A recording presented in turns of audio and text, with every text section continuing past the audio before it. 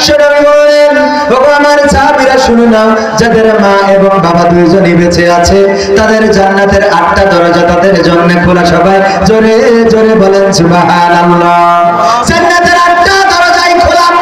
যাদের মা বাবা দুইজনই বেঁচে আছে, বিশ্বনবী সাল্লাল্লাহু আলাইহি ওয়াসাল্লাম বললেন তাদের জান্নাতের 8টা দরজা খোলা। তার মানে মা বাবাকে যদি খেদমত করে যেতে পারেন, জান্নাতের যে দরজা দিয়ে পছন্দ সেই দরজা দিয়ে আল্লাহ রাব্বুল আলামিন আপনাকে প্রবেশ করাবেন। বলেন সুবহানাল্লাহ। আর যার কোন একজন হারিয়ে গেছে, হোক সে মা অথবা বাবা, যদি কোন একজন হারিয়ে যায় তাইলে 7টা দরজা বন্ধ করে দেন, একটা দরজা তার জন্য খোলা থাকে। কত মূল্যবান বোঝা যায়? মাকে কত কষ্ট দেই আমরা, কত কষ্ট দিলাম। আমার মা আপনার মা একটু যদি চিন্তা করেন, কতবার গাল বন্ধ করেছি, কতবার বাড়ি থেকে বের করে দিয়েছি, কতবার তাড়িয়ে দিয়েছি, কতবার ছোট ভাইয়ের দিকে বড় ভাইয়ের দিকে পাঠিয়ে দিয়েছি, তোমারে আর খাইতে দেব না, যাও ওই দিকে যে খাও। তোমার মা, তোমার তো সন্তান একটা না, আরো 3টা 5টা সন্তান আছে, তাদের বাড়িতে যে খাওয়া আমি আর খাওয়াবো না। মা চলে যায় অভিমান নিয়ে, কষ্ট নিয়ে, ছোট ছেলে অথবা আরো যত সন্তান আছে তাদের কাছে। দেখো আমার আর কবির বিন সামাদ খেতে দিতে চাই না, একটু তোমার পাশে কি আমারে খাওয়াবা, তোমার পাশে কি থাকতে দিবা? সেই পাশে যখন থাকে খায়, হঠাৎ করে আপনার মায়ের দরকার, মেয়ে বিয়ে দিবেন, দাদির দরকার আছে না নাই? ছেলে বিয়ে দিবেন, দাদির দরকার আছে না নাই? যখন দরকার আপনি যে যদি একটা বার ডাক দেন মা, অমনি বাবারে বলো, বাবা কি হয়েছে? মা তোমার নাতনি, তোমার নাতি নাতনি, তোমার পুতি পুতনিকে দেখার জন্য মানুষ আসবে, আজকে একটু আমার বাড়িতে আইসো। মা একটা বারের জন্য বলে না, ও বাবা তুমি আমারে তাড়িয়ে দিলা, তুমি আমারে বের করে দিলা, আমি কেমন করে তোমার বাড়িতে যাব? বরং মা সাথে সাথে গুছাই চলে আসে, আর এমন ভাবে নিজে অভিনয় করে যেন এই ছেলের পাশেই মা এতদিন ধরে ছিল। বলেন ঠিক কিনা? সেই মাকে কষ্ট দিন। বাবা কত কষ্ট করেন, পাবনায় ভ্যান চালায়, রিক্সা চালায়, ইজি বাইক চালায়, কত মানুষ কত গাল বন্ধ করে।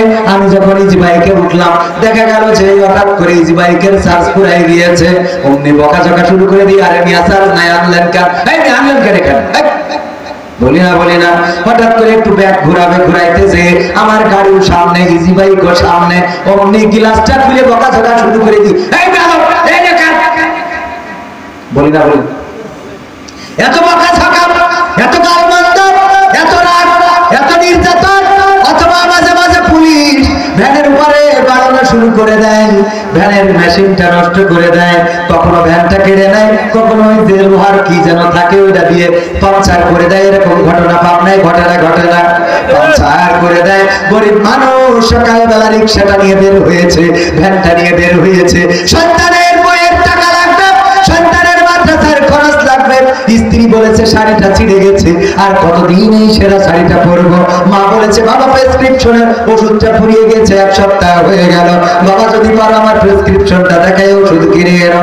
এই তো বাবা চলে যায় পাবনায়, কত কষ্ট করে, পরিশ্রম করে, মাথায় ঘাম পায়ে ফেলে, কত মানুষ কত গালি দেয়, গাল বন্ধ করে, বকা দেয়, মারতে যায়, সব কিছু মেনে নেয়। আর সন্ধ্যা বেলা বাড়ি থেকে যে লিস্টটা ধরিয়ে দিয়েছিল, স্ত্রীর জন্য শাড়ি, সন্তানের জন্য পোশাক, সন্তানের জন্য জুতা, মায়ের জন্য ঔষধ, বাবার জন্য লুঙ্গি, সব কিনে নিয়ে আসে।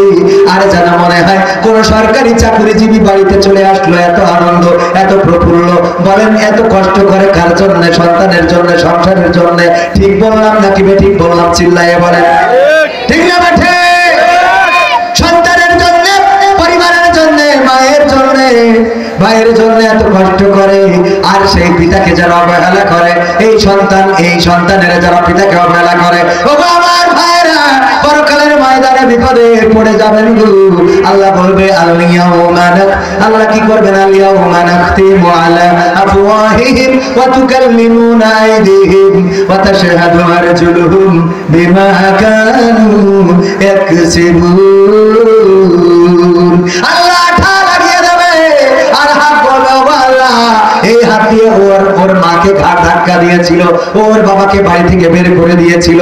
বাবা বলবে কথা সত্য, আমি নিজে সাক্ষী, আমার এই পা দিয়ে তো সে দাঁড়াইছিল। চোখ বলবে আমি দেখেছি, কান বলবে সব অঙ্গ প্রত্যঙ্গ গুলো সাক্ষ্য দিয়ে দেবে। ওই দিন আমরা যদি ভালো দাবি করি, তা ওই দিন আমাদের অঙ্গ প্রত্যঙ্গ গুলো সবকিছু প্রকাশ করে দেবে। সুতরাং সেই কবরের জন্য ভালো খোরাক নিয়ে যাওয়ার দরকার আছে না?